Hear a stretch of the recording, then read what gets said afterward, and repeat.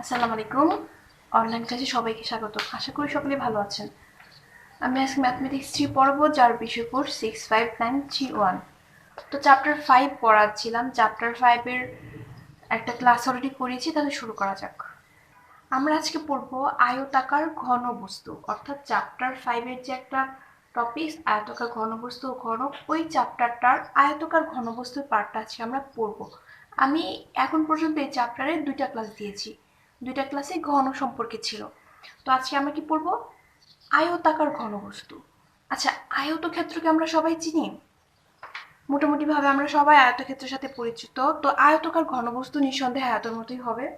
তো দেখো, আমি আয়তাকার ঘনবস্তুর ছোট্ট একটা স্ট্রাকচার তোমাদেরকে জাস্ট দেখানোর জন্য নিয়ে এসেছি। তোমাদের ঘরে দেখবা বিভিন্ন রকমের বক্স থাকে, তারপর ম্যাচের কাঠি তো সবার ঘরে থাকে, তাই না? ওই ধরনের বক্সগুলো হচ্ছে বেশিরভাগই আয়তাকার ঘনবস্তু টাইপের হয়। তো যাই হোক, আমরা এই আয়তাকার ঘনবস্তুর ফার্স্টে শিখবো হচ্ছে ক্ষেত্রফল সম্পর্কে। লিখে দিব আয়তাকার ঘনবস্তু, লিখে দিই। তার মানে আমরা কি শিখছি? ফার্স্টে শিখছি আয়তাকার ঘনবস্তুর ক্ষেত্রফলের সূত্র, তারপর শিখবো আয়তাকার ঘনবস্তুর কর্ণের সূত্র, কর্ণের যে দৈর্ঘ্যটা আছে সেই সূত্রটা শিখবো। দ্যাট মিনস আজকে আমরা দুটো সূত্র শিখে নিব ফার্স্টেই। তো দেখো, আয়তাকার ঘনবস্তু সূত্র যদি ক্ষেত্রফল সূত্র আমরা বের করতে চাই, কি করব? এটা তো একটা আয়তক্ষেত্র, তাই না? এর উল্টো পাশে কি একটা আয়তক্ষেত্র আছে। আচ্ছা, আমি ফার্স্ট একটা চিত্র আঁকবো। আমি এই বক্সটা দিয়ে একটা চিত্র আঁকবো। এতে একটা সুবিধা আছে, তোমাদের বক্সের আকৃতি এবং ওই চিত্রের আকৃতি প্রায় সেম হবে, তোমাদের বুঝতে সুবিধা হবে। চিত্রটা কিভাবে আঁকবো? আমরা ঘনকের চিত্র যেভাবে এঁকেছিলাম অনেকটা সেভাবেই ঘনক আঁকার সময় আমরা বর্গক্ষেত্র এঁকেছিলাম। আর এখন আমরা আঁকবো কি বলতো? আয়তক্ষেত্র। আমি ফার্স্টে একটা আয়তক্ষেত্র আঁকলাম, তারপর আরেকটা আয়তক্ষেত্রের মাঝখানে এঁকে ফেলবো। দেখো, আমি একটা আয়তক্ষেত্র আঁকতেছি।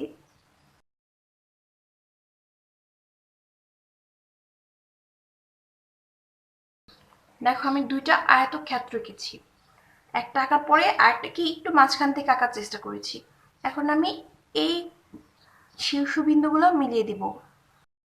দেখো, আমি শীর্ষবিন্দুগুলো মিলিয়ে দেওয়ার পরে আমি কি পেলাম? একটা আয়তকার ঘনবস্তু। আমরা আয়তকার ঘনবস্তু স্ট্রাকচারটা এইভাবে আঁকবো। কেমন?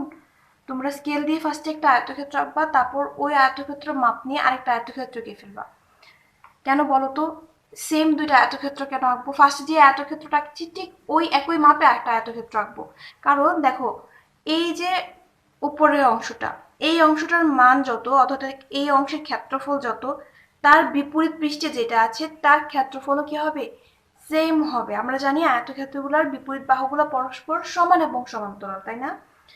এটার বিপরীত বাহুগুলো যদি পরস্পর সমান এবং সমান্তরাল হয়, এটাও কি সেম হবে। আর এই পাশে এই পাশে যদি সেম না হয়, তাহলে এটা আয়তাকার ঘনবস্তু হবে না। কেমন? তো যাই হোক, আমরা আয়তাকার ঘনবস্তুর ফার্স্টে একটা সংজ্ঞা একটু শিখে নিই, যেহেতু আমরা আয়তাকার ঘনবস্তু পড়তেছি। আয়তাকার ঘনবস্তুর সংজ্ঞা আমরা এমনভাবে বলতে পারি যে সামান্তরিক ঘনবস্তুগুলোর পৃষ্ঠগুলো আয়তক্ষেত্র। পৃষ্ঠগুলো বলতে প্রত্যেকটা পৃষ্ঠ, এই যে একটা পৃষ্ঠ সেটা আয়তক্ষেত্র, এই যে একটা পৃষ্ঠ এটাও আয়তক্ষেত্র, দেখা যাচ্ছে না? এই যে একটা পৃষ্ঠ, অর্থাৎ প্রত্যেকটা পৃষ্ঠ কি হবে? এক একটা আয়তক্ষেত্র হবে, এবং বিপরীত পৃষ্ঠগুলো পরস্পর সমান এবং সমান্তরাল হবে। বিপরীত পৃষ্ঠ বলতে কি?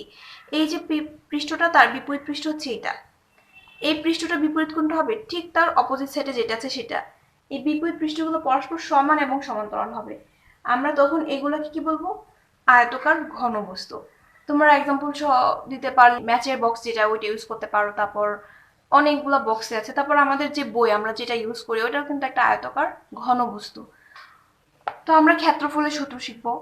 একটা জিনিস দেখো, যে তুমি মনে করো এই বাহুটা হচ্ছে এই অংশটা, আমি কালার করব। হ্যাঁ, মনে করো এই যে আমি এখানে যে ইয়েলো কালার বক্স রেখেছি, সেটা হচ্ছে এখানে আমার রেড কালার বক্সটা।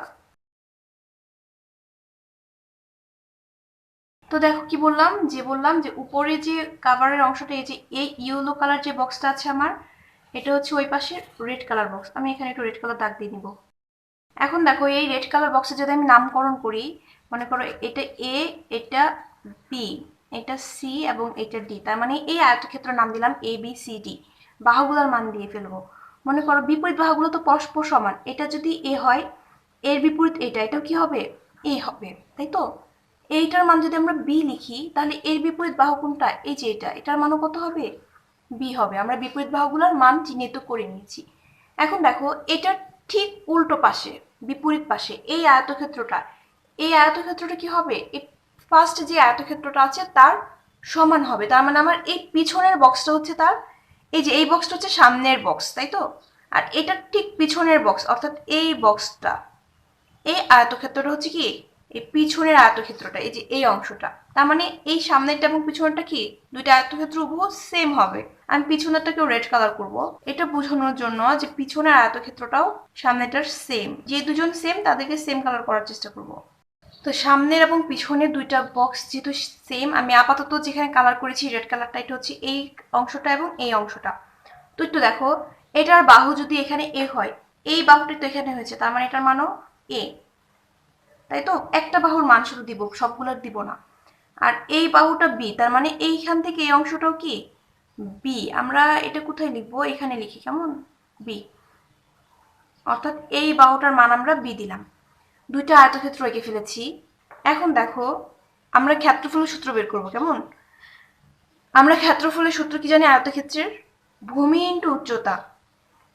এই এ বি সি ডি আয়তক্ষেত্রের ভূমি এবং উচ্চতা যদি বলতে চাই, ক্ষেত্রফলের সূত্র কি হবে, এ বি সি ডি। এখানে ক্ষেত্রফল হচ্ছে এ ইন্টু বি, তাই তো? এ ইন্টু বি, ভূমি উচ্চতা। দেখো সেম হুবহুটা তো পিছনেও আছে, তাহলে আচ্ছা একটু পরে আমরা দেখতেছি। আমরা ফার্স্টে এই অংশটার ক্ষেত্রফল বের করে নিলাম, পিছনেরটাও সেম এ ইন্টু বি হবে। তারপর দেখো আরো কয়টা আয়তক্ষেত্র আছে।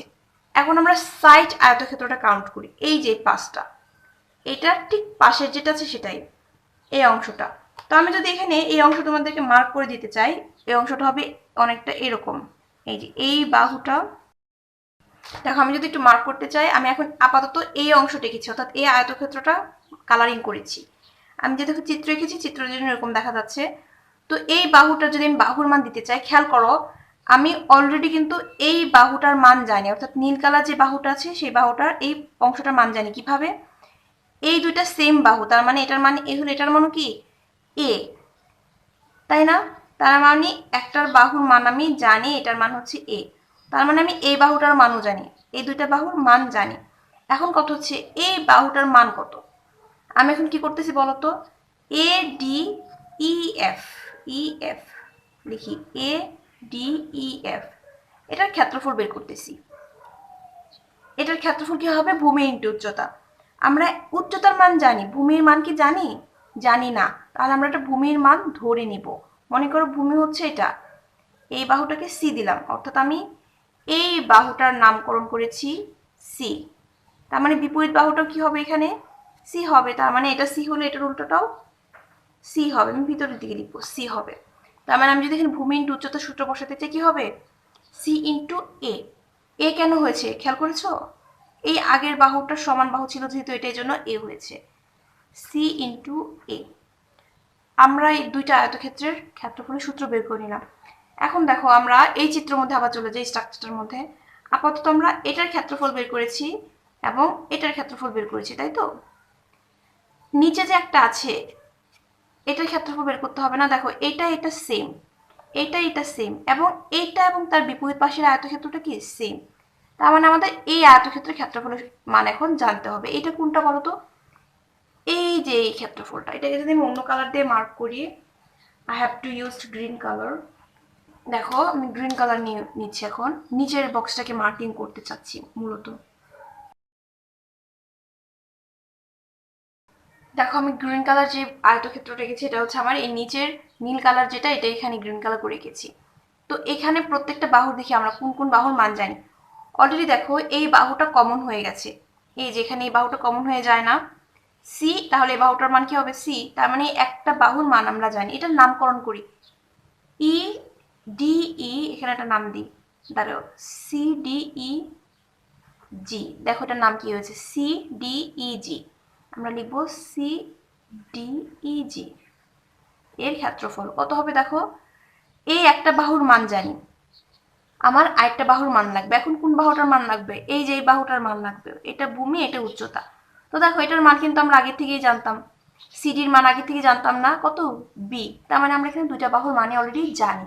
তার মানে ভূমি ইন্টু উচ্চতা যদি ইউজ করতে চাই বি ইন্টু সি হবে। আমরা বি ইন্টু সি লিখে ফেললাম। এলোমেলো মনে হচ্ছে কি তোমাদের কাছে? এলোমেলো মনে হলে একটু মনোযোগ দাও, না হলে যে অংশটা বলেছি সেই অংশটা আবার খেয়াল করো, তাহলে সহজ লাগবে। অনেকগুলো চিত্র একসাথে তো, অনেকগুলো আয়তক্ষেত্র একসাথে হলে এলোমেলো একটু লাগতে পারে। সমস্যা নেই, তোমরা নিজেরা একটু সলভ করে নাও। আরেকবার যে অংশটা বলেছি আরেকবার এটা রিপিট করে শুনে আসো, আমি আবার রিপিট করব না, হ্যাঁ? তো দেখো কি বলেছি, এখন এই নিচের ক্ষেত্রফলের মানটা বের করেছি। এখন খেয়াল করো, আমি যদি এখন এই টোটাল ঘনবস্তুটার মান বের করতে চাই, অর্থাৎ ক্ষেত্রফল বের করতে চাই, আমরা কি করব বলো তো? সবগুলোকে যোগ আকারে লিখবো না? এখন বলো, তিনটা আয়তক্ষেত্র আলাদা করে মান বের করেছি। কোন তিনটা? এইটা, এটা এবং এটা। আরো তিনটা যে আমার আছে, এই তিনটা কিন্তু এখন কিছু করি নাই। কেন করি নাই? কারণ দেখেছি এইটার ক্ষেত্রফল যত, তার বিপরীতটার ক্ষেত্রফল সেম। তাহলে আমরা যদি এখানে দুইটা ক্ষেত্রফল মান বের করতে চাই, দুইটার যোগফল কি হবে? এটা এবং এটা, মানে একই ক্ষেত্রফল দুইটা, তার মানে আমি 2 দিয়ে এ বি কে গুণ করে দিব, তাই না? প্লাস আবার দেখো, যখন যখন এই আয়তক্ষেত্রটার ক্ষেত্রফল বের করেছি, এটা পেয়েছি, তাহলে এটা এরকম কয়টা আয়তক্ষেত্র আছে? দুইটা, এই পাশে একটা, এই পাশে একটা। তার মানে এটাকে আমরা 2 দিয়ে গুণ করব। 2 ইন্টু এটা কত ছিল? সি এ। প্লাস আরেকটা আয়তক্ষেত্র, এই যে এই আয়তক্ষেত্রটা ক্ষেত্রফল কত পেয়েছি? বিসি। সেম ক্ষেত্রফলটা কি আর এই পাশেও আছে না? আয়তক্ষেত্র এই পাশেরটা আছে না? হ্যাঁ, তার মানে আমরা এটাকেও 2 দিয়ে গুণ করব। কেন টোটাল 2 দিয়ে গুণ করে করে যোগ করে দিলাম? তাহলে আমি এই ঘনবস্তুটার মোট ক্ষেত্রফল জানতে পারলাম। কিভাবে জানতে পারলাম? এই প্রত্যেকটা আয়তকার ঘনবস্তুর ক্ষেত্রফল আলাদা করে বের করে যোগ করে দিয়েছি, আর কিচ্ছু করি নাই। সূত্র কিন্তু চেঞ্জ করি নাই। আমরা আয়তক্ষেত্রে যে সূত্র শিখেছিলাম ভূমি ইন্টু উচ্চতা, সেই সূত্র ইউজ করে এখানে আমরা ক্ষেত্রফলের মানটা বের করে নিয়েছি। অনেক কঠিন? একদমই না। তোমাদের ক্ষেত্রফলটা তাহলে কি আসবে দেখো তো? 2 ইন্টু, এভাবে লিখি, এখানে ব্র্যাকেট দেওয়ার দরকার ছিল না। ক্ষেত্রফল হচ্ছে 2ab প্লাস, এই যে অংশটা লিখলাম, প্লাস 2ca, তাই তো? 2ca plus 2bc, 2bc। এখন যদি আমরা উভয় পাশ থেকে 2 কমন নিয়ে নিই, কেমন হবে? 2ab প্লাস, দেখো 2 কমন নিয়েছি, তাহলে এখানে ab থাকে, এখানে ca থাকে, প্লাস bc থাকে। এখন যদি আমরা সাজিয়ে লিখতে চাই, সাজিয়ে লেখা তো বুঝো, সাজিয়ে লেখা মনে করো আছে তোমার a b c, এরকম তিনটা জিনিস আছে।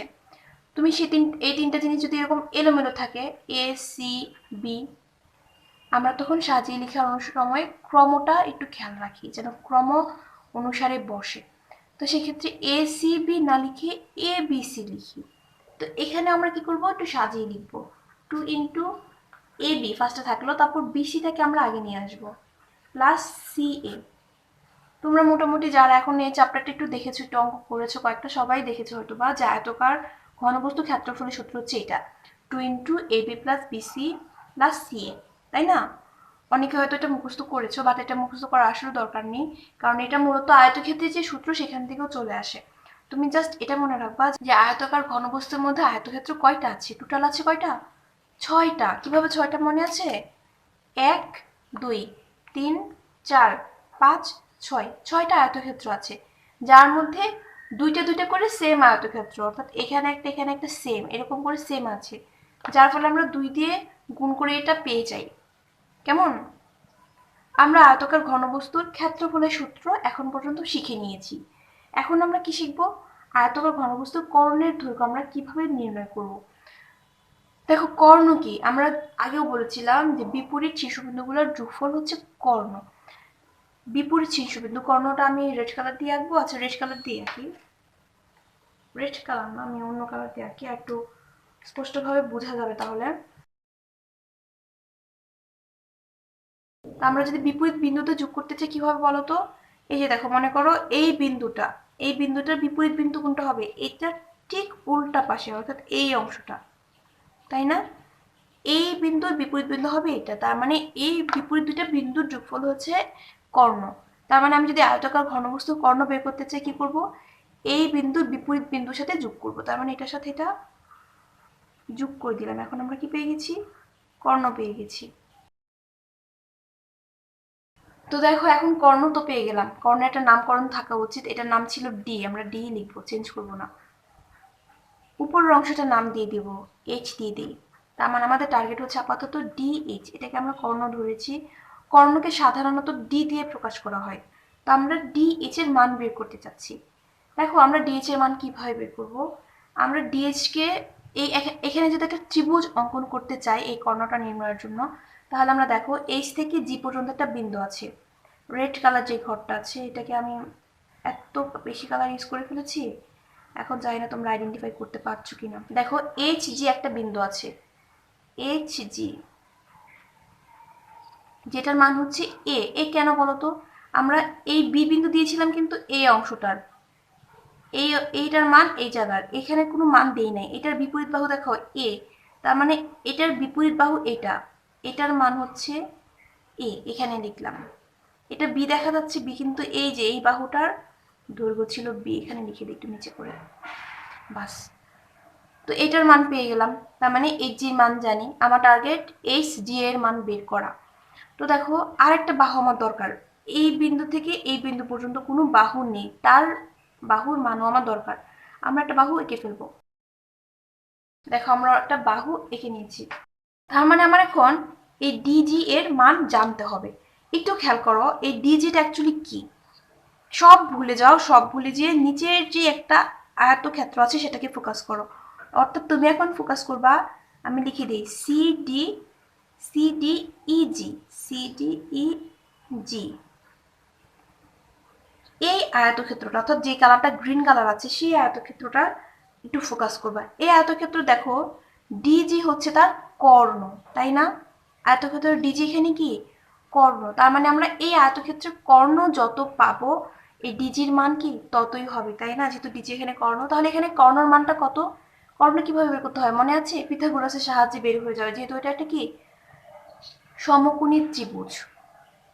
কোন কর্ণটার মান বের করতে চাচ্ছি, এই যে সমকোণী ত্রিভুজটার, এখন যেখানে আমি লম্বালম্বি টান দিচ্ছি, অর্থাৎ সিডিজি, সিডিজি এই সমকোণী ত্রিভুজটার কর্ণের মান বের করতে চাচ্ছি। তো এটার মান যদি আমরা পিথাগোরাস দিয়ে বের করতে চাই কি করব, এখানে লিখি কেমন, DG square, DG square equal to ভূমি স্কোয়ার। এটা হচ্ছে ভূমি, ভূমির মান কত ছিল, ভূমির মান বি ছিল, এই যেটা এই বাহুর মান ছিল বি। এই যে দেখো এই বাহুটার মান আমরা বি ধরেছিলাম না? সবগুলো আগে একটু লিখে দেওয়া দরকার ছিল মনে হয়, তাহলে তোমাদের কাছে আরো সহজ লাগবে। তোমরা কি এলোমেলো করে ফেলেছো? আমি কি একটু বাহুগুলোর মান লিখে দিব? দেখো ইজি, এই বাহুটার মান লিখি ফার্স্টে, ইজি ইকুয়াল টু কত ছিল, বি ছিল। এফ ই, এফ ই এই বাহুটার মান কত ছিল, এ। আমি বাহুগুলোর মানগুলো একটু লিখে দিচ্ছি। জি এইচ, এইচ জি এটার মান ছিল কত, এ। আমি মোটামুটিভাবে এই অংশটার মান লিখে দিয়েছি। তারপর আরেকটা বাহুর মান লিখবো সিজি, অর্থাৎ ডিই, এখানে লিখি CG equal to DE equal to, একসাথে লেখা হয়ে গেল তাহলে, নাহলে এই যে এরকম এ দুইবার লিখছি এরকম এ দুইবার লিখতে হবে। এটার মান কত দেখো, সি ধরেছিলাম, এটা যদি সি হয় এটার বিপরীতটা কি হবে, সি, তার মানে সি। মোটামুটি কয়েকটা বাহুর নাম আমি লিখে দিলাম, এরপরে তোমাদের আইডেন্টিফাই করতে সুবিধা হবে। তো দেখো এই পিথাগোরাস যদি আমি এখানে ডিজি স্কোয়ার ইউজ করতে চাই কি হবে, সিডি স্কোয়ার, সিডির মান কত, আর একটা বাহুর মান লিখে নিই, এই সিডির মানটা লিখে নিই, সিডি ইকুয়াল টু এখানে সিডি এটার বিপরীত বাহু কত, ইজি, ইজি, এই যে ইজি মান এখানে লিখেছিলাম কত ছিল, বি। অর্থাৎ এখান থেকে এখানে মানটা লিখতে পারি আমরা। ফার্স্টে আমার বিপরীত বাহুগুলো এটা যেভাবে লিখেছি সবগুলো এভাবে লেখার দরকার ছিল, তাহলে তোমাদের জন্য আরো অনেক সুবিধা হতো। তিনটা মাত্র বাহুর মান লিখতে হতো, কারণ এখানে বাহু তো আসলে তিনটাই, এ বি সি, আর তো কোনো বাহু নাই। যাই হোক লিখে তো ফেলছি। এখন দেখো আমি পিথাগোরাস ইউজ করতেছি, সিডি স্কোয়ার, সিডি স্কোয়ার মানে কি B square, B square plus আরটি কি দিব, C G square, CG, CG কোথায়, এই যে দেখো সিজি, সিজির মান কত সি, তার মানে সি স্কোয়ার। মান বসিয়ে দিলাম, বসে স্কোয়ার দিয়ে দিলাম। পিথাগোরাস অতিভুজ স্কোয়ার ইকুয়াল টু অপর দুই বাহুর বর্গের যোগফল, তাই না? এখন এটার মান যেহেতু বের করতে হবে, ডিজি ইকুয়াল টু কত হবে, root over B square plus C square.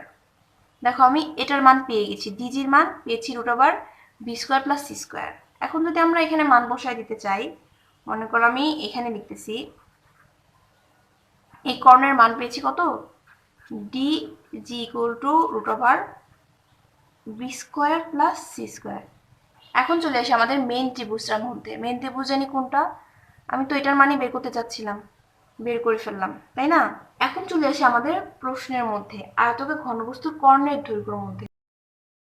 দেখো আমরা এখন প্রত্যেকটা মানই জানি। আমরা কার মান বের করব? ডিএইচ, এই বাহুটার মান বের করব। একটা সিঙ্গেল টান দিচ্ছি এবং এখন যেই ত্রিভুজ দেখেছি সেই ত্রিভুজটাকে ইউজ করে আমরা ডিএইচ এর মান বের করবো, তাই তো? তো দেখো ডিএইচ ইকুয়াল টু কি হবে? এখানে লিখি ডিএইচ স্কোয়ার, পিথাগোরাস ইউজ করছি, কেমন? ডিজি স্কোয়ার, এই যে ডিজি, ডিজি স্কোয়ার, তার মানে আচ্ছা পুরোটাই লিখি, DG square plus H G square, H G square, Pythagoras use করেছি। ডিজি, ডি স্কোয়ারের মান বের করবো। ডিজি স্কোয়ার, ডিজি এর মান কত? Root over B square plus C square. দেখো এটার উপর হোল স্কোয়ার আছে, তার মানে আমরা এখানে হোল স্কোয়ার ইউজ করবো। প্লাস এইচ জি, এইচ জি কোথায়? এই যে দেখো এইচ জি, এটার মান কত? এ, এই যে দেখো এখানে লিখে দিয়েছিলাম, এইচ জি হচ্ছে এ প্লাস এ স্কোয়ার। দেখো রুটে এবং এই স্কোয়ারে বাদ চলে যায় না, থাকে কি শুধু B square plus C square, B square plus C square থাকলো প্লাস এ স্কোয়ার। তাহলে আমরা ডিএইচ হোল স্কোয়ার মান পেয়েছি। এটা শুধু ডিএইচ এর মান যদি বের করতে চাই, ডিএইচ এর মান কত হবে? Root over B square plus C square plus A square. ঠিক আগের মতো করে যদি আমরা এটাকে সাজিয়ে লিখি কি হবে? Root over A square plus B square plus C square. এটা কি পেলাম? ডিএইচ। ডিএইচ কি ছিল? এই আয়তকার ঘনবস্তুটার কর্ণ ছিল। আমরা কর্ণের দৈর্ঘ্য মান বের করতে চাচ্ছি না, তাহলে কর্ণের দৈর্ঘ্য হচ্ছে root over A square plus B square plus C square. এই যেখান থেকে আমরা এই মানটা পেয়ে গিয়েছি। আমরা আসলে দুটো সূত্র শেখার জন্য এত বড় একটা প্রমাণ শিখে আসছি। তো তোমাদের যাদের কঠিন মনে হচ্ছে এতক্ষণ যে এতগুলো শেখার কি দরকার, সূত্র মুখস্থ করে ফেলি, তাদের জন্য বলবো একটু কষ্ট করে হলেও এই জিনিসটা বুঝে নাও। কারণ এখন তো তোমাদের অঙ্ক সূত্র মুখস্থ করে করে ফেলতে পারবা, কিন্তু যখন জব প্রিপারেশনের জন্য বা ডুয়েট কোচিং এর জন্য তোমরা যখন এই অঙ্কগুলো পড়তে যাবা, তখন দেখবে অনেক কিছু একসাথে পড়তে হচ্ছে। এখন তো তুমি শুধু থার্ড সেমিস্টারে ম্যাথ পড়তেছো আর থার্ড সেমিস্টারের বইগুলো পড়তেছো, তখন দেখবো অনেকগুলা সেমিস্টারের অনেকগুলা বই, যেমন ম্যাথ 1, ম্যাথ 2, এগুলো তখন তো থাকবেই, সাথে অনেক অনেক বই থাকবে। তোমরা তো জানো অলরেডি যে ম্যাথ, ফিজিক্স, কেমিস্ট্রি, তারপর তোমাদের ডিপার্টমেন্টের সাবজেক্ট সবগুলাই থাকবে। তখন এতগুলো জিনিস মাথায় রাখতে হবে। সুতরাং তোমরা যদি এইভাবে সূত্র মুখস্থ করে শুধু মনে রাখো, ভুলে যাওয়ার সম্ভাবনা থাকে। তোমরা যদি এইভাবেও মনে রাখো, ভুলে গেলেও তোমরা এটা মনে করে ফেলতে পারবা জাস্ট 1 মিনিটের মধ্যে। আমি কিন্তু এই সূত্রগুলা 1 মিনিটের মধ্যে, 1 মিনিট আরো কম সময়ের মধ্যে মনে করে ফেলতে পারি, কারণ আমি প্রসেসটা জানি। তোমরা যদি প্রসেসটা জানো, এখন প্রসেসটা বড় মনে হচ্ছে, কিন্তু তুমি যখন প্রসেসটা জেনে যাবা তখন দেখবা এই প্রসেসটা তোমার মাথায় কাজ করতে সর্বোচ্চ সময় লাগবে 1 মিনিট। এজন্য তোমার কাছে এখন কঠিন মনে হলো, এখন একটু প্রেশার নিয়ে এই অংশটা একটু 2 বার 3 বার করে দেখে মাথায় ঢুকিয়ে ফেলো। এখন পর্যাপ্ত সময় আছে, পরে কিন্তু পর্যাপ্ত সময় থাকবে না। তো যাই হোক, আমরা এখন অঙ্ক করা শুরু করে দিব। আমি এটাকে জাস্ট বক্স করে একটু আলাদা করে দিচ্ছি, নাহলে এটার সাথে আবার অঙ্কটা সংঘর্ষ হয়ে। দেখো আমি ফার্স্টে একটা অঙ্ক লেখা শুরু করছি। একটি ঘনবস্তুর দৈর্ঘ্য, প্রস্থ ও উচ্চতা যথাক্রমে 9 সেন্টিমিটার, 6 সেন্টিমিটার এবং 2 সেন্টিমিটার হলে তলের ক্ষেত্রফল নির্ণয় করো।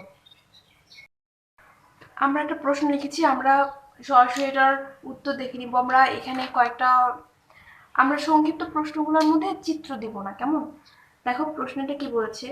বলেছে একটি আয়তকার ঘনবস্তুর দৈর্ঘ্য, দৈর্ঘ্য কোনটা? এই যে দৈর্ঘ্য, তাই না? এখানেও যদি আমরা লিখতে চাই, আমরা বলতে পারি এটা হচ্ছে দৈর্ঘ্য। দৈর্ঘ্য দেওয়া আছে কত? 9 সেন্টিমিটার। প্রস্থ দেওয়া আছে, প্রস্থ মানে কি? দেখো আমরা এটাকে এভাবে ধরি, তাহলে এই অংশের মান হবে প্রস্থ, এটা দৈর্ঘ্য, এটা প্রস্থ, তাই তো? প্রস্থর মান দেওয়া আছে কত? 6। এবং উচ্চতা, উচ্চতা বলতে এই যে এই উচ্চতাটা, এখান থেকে এটার মাপ, তাই তো? উচ্চতা কত দেওয়া আছে বলো তাহলে? 2 সেন্টিমিটার। আমাদের বলেছে সম্পূর্ণ তলের ক্ষেত্রফল কত, মানে এই আয়ত ঘনবস্তুটার ক্ষেত্রফল আমাদের কাছে চেয়েছে। তাহলে আমরা কি অঙ্কটা করতে পারবো? অঙ্কটা তাহলে আমরা শুরু করে ফেলি। দেখো এ বি সি তিনটার মানেই দেওয়া আছে, এই যে আমাদের এ বি সি তিনটার মানেই দেওয়া আছে। আমরা পারবো না ক্ষেত্রফলের মানটা বের করতে? সরাসরি সূত্র বসাবো। লিখে দেওয়া আছে দৈর্ঘ্য a ইকুয়াল টু, আমরা দৈর্ঘ্যকে এই দিয়ে প্রকাশ করছি 9 সেন্টিমিটার, প্রস্থ b ইকুয়াল টু 6 সেন্টিমিটার, উচ্চতা c ইকুয়াল টু 2 সেন্টিমিটার। আমরা তিনটার মান লিখে নিলাম। সুতরাং ক্ষেত্রফল, তলের ক্ষেত্রফল লিখি কেমন, 2 ইন্টু, এভাবে ইন্টু না দিলেও হবে, ব্র্যাকেট দিলেই হবে সরাসরি। দেখো এ বি, এর মান কত 9, 9 ইন্টু 6 প্লাস বিসি, তাই না, আমরা সূত্র ইউজ করছি বি সি, বি এর মান কত 6 ইন্টু 2 প্লাস সি এ, সি এর মান কত 2, 2 ইন্টু এ, এর মান কত 9। এক লাইনে অঙ্ক করে ফেলতেছি। সূত্রটা লিখে দিলে ভালো হতো, বুঝছো, আমি এখান থেকে সরাসরি কপি করে বসাই দিচ্ছি। এখানে আমি একটু সূত্রটা লিখে দিই, 2 into AB plus BC plus CA. তোমরা সূত্রটা লিখে তারপর মানগুলো বসিও কেমন। এখন দেখো আমরা এখানে আগে গুণ করব, গুণ করে মানগুলো বসিয়ে তারপর যোগ করব। 6 নং কত 54 প্লাস 12 প্লাস 18, 2 ইন্টু, এখন এখানে যোগ করে দেবো ফার্স্টে, তারপর আমরা কি করব গুণ করব। 84 ইকুয়াল টু 816, তার মানে 116 হলো বর্গ সেন্টিমিটার। এটা আমাদের উত্তর। আমরা একটা অঙ্ক করে ফেলেছি, আরো কয়েকটা অঙ্ক করব। তো দেখো এই অঙ্কটার মধ্যে আমাদের ক্ষেত্রফল চেয়েছে, তাই এই অঙ্কটা আসছে। এখন যদি মনে করো এই প্রশ্নটাই এরকম না থেকে যদি আমাদের বলতো যে কর্ণ কত, তার মানে আমি এখানে দুইটা অঙ্ক করতেছি, একটা অঙ্কের মধ্যে দুটো অঙ্ক করে ফেলার চেষ্টা করতেছি। তখন আমাদের ক্ষেত্রফল চেয়েছে, এখন কি চেয়েছে কর্ণ চেয়েছে। তখন আমরা কি করব, সেম এই পর্যন্ত লিখবো যে দেওয়া আছে দৈর্ঘ্য এত, প্রস্থ এত, উচ্চতা এত। সুতরাং এখন আমরা লিখবো কি জানো, কর্ণ ইকুয়াল টু, কর্ণ ইকুয়াল টু কর্ণের সূত্রটা বসিয়ে দিব, বা কর্ণের দৈর্ঘ্য লিখবো। কর্ণের দৈর্ঘ্য লিখতে শূন্য দেখায়, কর্ণের দৈর্ঘ্য ইকুয়াল টু রুট ওভার কি ছিল, A square plus B square plus C square, তাই না। এখন মান বসিয়ে দাও, রুট ওভার এস এর মান কত, এই যেখানে লেখা আছে, এর মান হচ্ছে 9, 9 স্কোয়ার, বি এর মান হচ্ছে 6, 6 স্কোয়ার প্লাস সি এর মান হচ্ছে 2, তাই না, তাহলে 2 স্কোয়ার। ফার্স্টে বর্গ করে দাও, 81 প্লাস 36 প্লাস 4। এখন ক্যালকুলেশন করলে উত্তর পেয়ে যাব। আমি যোগ করে একদম সব কিছু করে, আচ্ছা একটু লাইন লিখে নিই, 121, এখন পাবো হচ্ছে 11 এত সেন্টিমিটার। অনেক কঠিন না, তাই না, সরাসরি সূত্র ইউজ করলেই হয়ে যায়। তার মানে আমরা আপাতত কি কি পেলাম বলতো, আমরা ক্ষেত্রফল কিভাবে বের করতে হয় সেটা বের করলাম, এবং কর্ণের দৈর্ঘ্য কিভাবে বের করতে হয় সেটা বের করলাম। আমরা আজকে আরো কয়েকটা অঙ্ক করব, আমি পরবর্তী অঙ্কে চলে যাচ্ছি। একটি আয়তকার ঘনবস্তুর মাত্রাসমূহের অনুপাত 21 অনুপাত 16 অনুপাত 12 এবং এর কর্ণ 87 সেন্টিমিটার হলে এর তলের ক্ষেত্রফল নির্ণয় করো।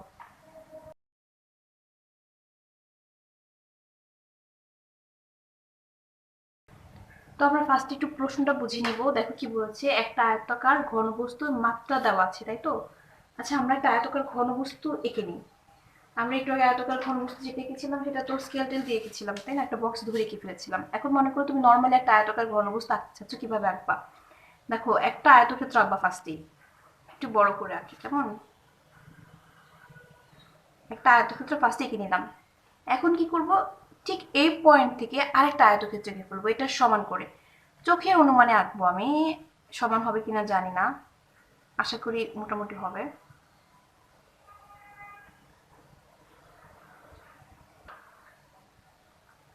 কিছুটা বাঁকা হয়েছে, হাতে আঁকলে যা হয় আর কি।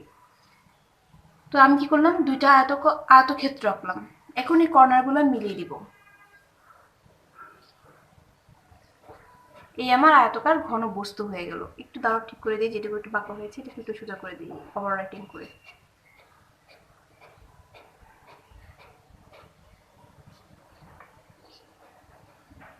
এখন মোটামুটি একটু হয়েছে, তাই না। তো এই আয়তক্ষেত্রটার কি চেয়েছে, ক্ষেত্রফল চেয়েছে। তো আমরা যদি কোনো কিছুর ক্ষেত্রফল নির্ণয় করতে চাই, আমাদের কি লাগবে বলতো, এই আয়তকার ঘনবস্তুর ক্ষেত্রফলের সূত্র আমরা শিখেছিলাম না? 3টা মান লাগে, এ বি সি, এবং অর্থাৎ দৈর্ঘ্য, প্রস্থ এবং উচ্চতা। অর্থাৎ এখান থেকে এটার মান লাগবে, এটা যদি এ হয় এটার মান লাগবে বি, এখান থেকে এটা যদি সি হয় তাহলে লাগবে সি। আমি অন্যটা কালার ইউজ করি, বুঝতে পারবো সহজে। দেখো এটা এখান থেকে এটার মান দিলাম বি, এবং এটা এখান থেকে এটার মান দিলাম সি, এখান থেকে এটার মান দিলাম এ। এই এ বি সির মান জানতে পারলে আমার কি আয়তকার ঘনবস্তুটার ক্ষেত্রফল আমরা বের করে ফেলতে পারবো। তো এখানে দেখো আমাদের অনুপাত দেওয়া আছে, এ বি সি তিনটে জিনিস কি দেওয়া আছে, অনুপাত দেওয়া আছে। একটা কত 21 এবং একটা 16, একটা হচ্ছে 12। তো যখন দেখবো কোনো কিছুর অনুপাত দেওয়া আছে তখন আমরা ওই অনুপাতটাকে এক্স এর গুণিতক ধরে নিব। তার মানে আমরা এখানে দৈর্ঘ্য ধরবো হচ্ছে 21x, প্রস্থ ধরবো কত বি, তাই না? বি ধরবো হচ্ছে 16x, সি ধরবো হচ্ছে আমরা 12x। যখনই কোনো কিছুর অনুপাত থাকবে তখনই আমরা তাকে কি করে নেব, এক্স এর গুণিতক ধরে নিব। কেন? আচ্ছা, অনুপাত থাকলে কেন এক্স এর গুণিতক ধরতে হয় এটা কি তোমরা জানো? জানো কিনা জানি না, আমি জাস্ট এক লাইনের মধ্যে একটু বলে দিই। মনে করো তোমার একটা মান আছে এরকম যে 6:9:12, তাই না? কোনো কিছুকে অনুপাতে প্রকাশ করা মানে হচ্ছে ক্ষুদ্রতম ভগ্নাংশে প্রকাশ করা। তো দেখো এটাকে কিন্তু আমরা আরো ক্ষুদ্রতম অংশে পরিণত করতে পারি। এখানে আমরা 3 দিয়ে যদি ভাগ করে দিই, প্রত্যেকটা 3 দিয়ে ভাগ যায় না, 3 দিয়ে ভাগ যায়। তার মানে আমরা এখানে পাবো 2:3:4। আমরা 3 দিয়ে ভাগ করে এটা পেয়েছি। এখন তোমার প্রশ্নে এই মানটা দেওয়া, তাই না? অরিজিনাল কত ছিল সেটা তো দেওয়া নাই। আমরা এখানে জানি 3 দিয়ে ভাগ করেছি, তাই বলতে পারবো যে 3 এর গুণিতক ছিল। কিন্তু এখানে তো আমরা জানি না কত দিয়ে ভাগ করে এই মানটা পেয়েছে। এখানে আমরা জানতাম 3, কিন্তু এখানে আমরা জানি না, তাই আমরা একটা অজ্ঞাত রাশি গুণিতক হিসেবে ধরে নিই। কিন্তু প্রত্যেকটাকে সেম রাশি দিয়ে ভাগ করে অনুপাতটা পাওয়া হয়, তাই আমরা প্রত্যেকটাকে কি এক্স এর গুণিতক ধরি। জানি না তোমরা কথাটা কতটুকু বুঝেছো। তো যাই হোক, আমরা যখনই দেখব অনুপাত আকারে আছে তখনই তাকে এক্স এর গুণিতক ধরে নিব। তাহলে আমি কি পেলাম, দৈর্ঘ্য পেলাম 21x, প্রস্থ পেলাম 16x, উচ্চতা পেলাম 12x। আমরা এটা লিখে ফেলবো। এখানে দৈর্ঘ্যকে আমরা এ দিয়ে প্রকাশ করি, তাই না? এ ইকুয়াল টু কত লিখবো, 21x। প্রস্থ বি ইকুয়াল টু 16x, উচ্চতা সি ইকুয়াল টু কত, 12x। আমরা তিনটার মান বসিয়ে দিলাম।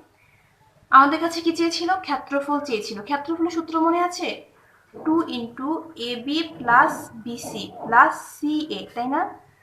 তার মানে আমি এ বি সি এই তিনটার মান জানতে পারলে ক্ষেত্রফলের সূত্রটা বসিয়ে দিতে পারবো। তার মানে আমি যদি ক্ষেত্রফল বের করতে চাই আমার এ বি সির মান লাগবে। আমি কি এ বি সির মান জানি? একদমই না। এখানে এক্স আছে, তার মানে এই এ বি সির মান বের করার জন্য আমার নিঃসন্দেহে কার মান লাগবে, এক্স এর মান বের করতে হবে। তো এক্স এর মান আমরা কিভাবে বের করব? দেখো আমাদের প্রশ্নে দেওয়া ছিল যে এটার কর্ণ দেওয়া আছে 87। আমরা এই সূত্রের সাহায্যে একটা কর্ণ বের করতে পারবো না, তাহলে লিখতে পারি না। সুতরাং কর্ণ ইকুয়াল টু, কর্ণ কত, √, এই সূত্র দিয়ে একটা কর্ণ সাজাচ্ছি, A square plus B square plus C square equal to, দেখো এ বি সির মান বসাচ্ছি। এর মান কত, 21x, তার মানে এটার উপর হোল স্কোয়ার দেবো, প্লাস বির মান কত, 16x, এটার উপর কি দেবো, হোল স্কোয়ার দেবো। সির মান কত, 12x, plus 12x whole square. A B C এর মান বসিয়েছি, স্কোয়ার করতে পেয়েছি, যেখানে ছিল স্কোয়ার স্কোয়ার স্কোয়ার। যাই হোক, তারপর দেখো এটাকে একটু ক্যালকুলেশন করে নিই কত হয়। আমরা বর্গ করে দিলে পাবো হচ্ছে 441x স্কোয়ার, প্লাস এখানে পাবো হচ্ছে 256x square, plus 144x square. যোগ করে দেবো প্রত্যেকটা, তাহলে 841x স্কোয়ার। দেখো এখন বর্গমূল আকারে আছে, আমরা যদি বর্গটা করে দিই, আমরা যদি বর্গমূলটা করে দিই কত পাবো, 29x। দেখো এক্স এর উপর স্কোয়ার ছিল তাই স্কোয়ারটা বাদ চলে গেল, এটাকে বর্গমূল করলে এটা পাই। তো আমরা কি পেয়েছি, কর্ণ পেয়েছি। দেখো প্রশ্নে আমাদের একটা কর্ণ দেওয়া ছিল কত, 87। তাহলে আমরা লিখতে পারি না যে শর্ত মতে 29x ইকুয়াল টু 87, যেহেতু দুইটাই কি কর্ণের মান, এটাও কর্ণ এটাও কি কর্ণ। সুতরাং আমরা এখান থেকে এক্স এর মান বের করতে পারবো না। আচ্ছা একটা লাইন বাড়াই, হ্যাঁ, 87 ডিভাইডেড 29, এক্স এর মান কত হবে তাহলে 3। আমরা এটাকে ভাগ করে দিয়ে পাবো 3। আমরা এক্স এর মান পেয়ে গেলাম। আমাদের টার্গেট কি ছিল, ক্ষেত্রফল বের করা। ক্ষেত্রফল বের করবো কিভাবে মনে আছে, A B into BC into C A. তো দেখো আমরা এখন এ বি সি এই তিনটার মানেই পেয়ে যাব কিভাবে, এই এক্স এর মানটা এখানে বসিয়ে দাও। সুতরাং এ ইকুয়াল টু, আর কিছু লিখবো না, দৈর্ঘ্য প্রস্থ উচ্চতা এগুলো কিছু লিখবো না, সুতরাং এ বি দিয়ে লিখবো। এ ইকুয়াল টু 21 ইন্টু 3। কি করছি বুঝছো, এই যে দেখো এখান থেকে আমি মান বসাবো এখন। এই যে 21, এই যে এখানে এক্স, এক্স এর মান 3 বসিয়েছি, গুণ করে দাও 63। তারপর বি ইকুয়াল টু, বি কোথায়, এই যে দেখো বি হচ্ছে 16x, তার মানে 16 ইন্টু 3 কত হয় 48। সি ইকুয়াল টু, এই যে 12x, 12 ইন্টু 3, এক্স এর মান বসিয়েছি, কত হবে তাহলে 36। এই পাশে করি বাকিটা। সুতরাং ক্ষেত্রফল ইকুয়াল টু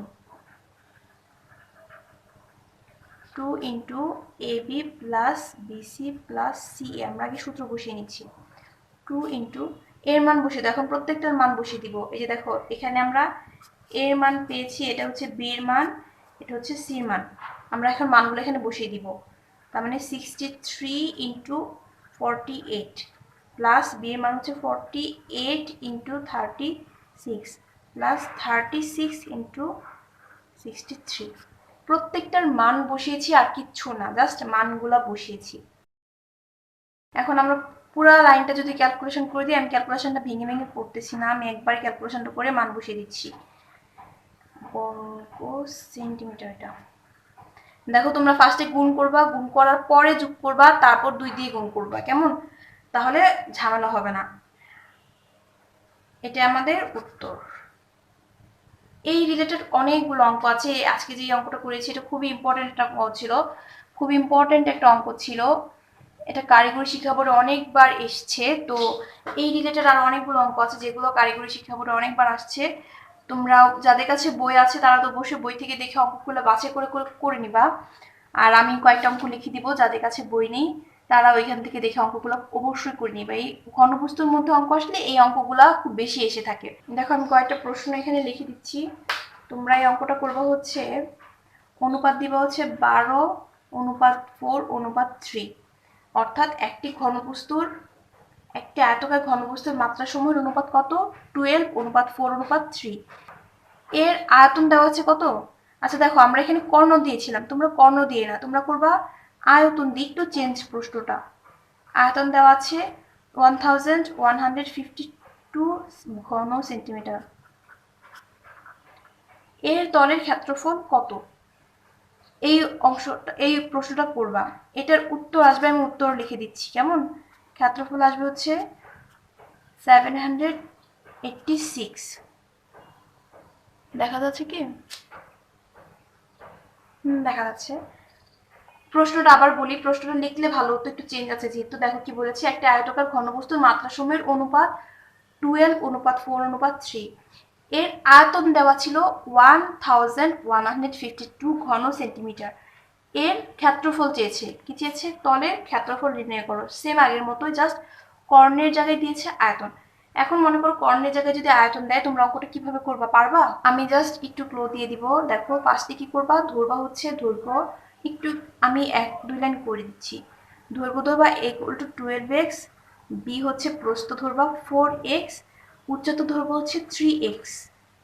তারপর কি দেওয়া আছে, আয়তন দেওয়া আছে, তাহলে লিখবা যে আয়তন, আয়তনের সূত্র বসাবা, আয়তন ইকুয়াল টু কত, দৈর্ঘ্য ইন্টু প্রস্থ ইন্টু উচ্চতা, অর্থাৎ এ ইন্টু বি ইন্টু সি, এটার মান বসাও 12x into 4x into 3x। এখন গুণ করো, 3×4 12, 12 ইন্টু 12, 12 ইন্টু 12 মানে 144 x কিউব, 144x কিউব, তাই না।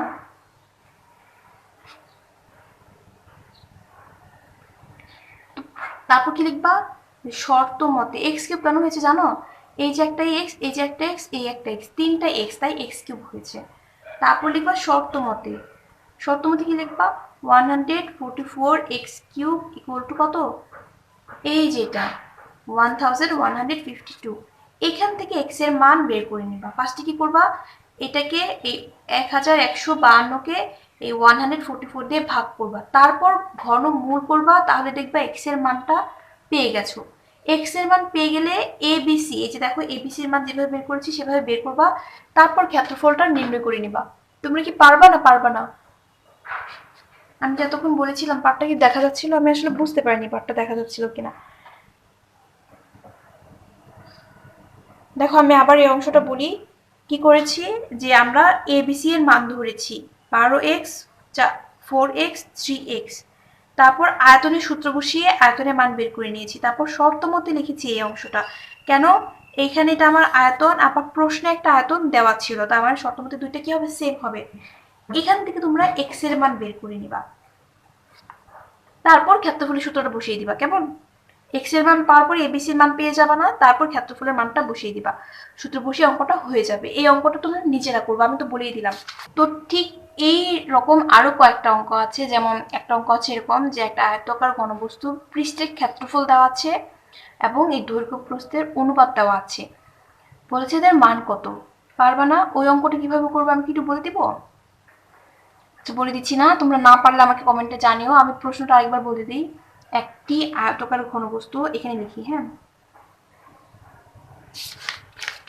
এখানে লিখি, একটি আয়তকের ঘনবস্তুর ক্ষেত্রফল দেওয়া আছে।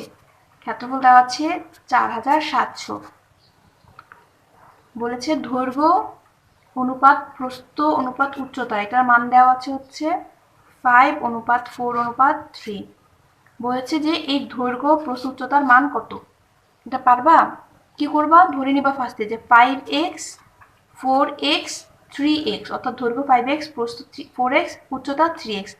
তারপর লিখবা যে সুতরাং ক্ষেত্রফল ইকুয়াল টু, ক্ষেত্রফলের সূত্র বসাবা, শর্ত মতে এটা লিখবা, ওইখান থেকে x এর মান পেয়ে যাবা, তারপর এখানে দৈর্ঘ্য প্রস্থ উচ্চতা পেয়ে যাবা। কেমন?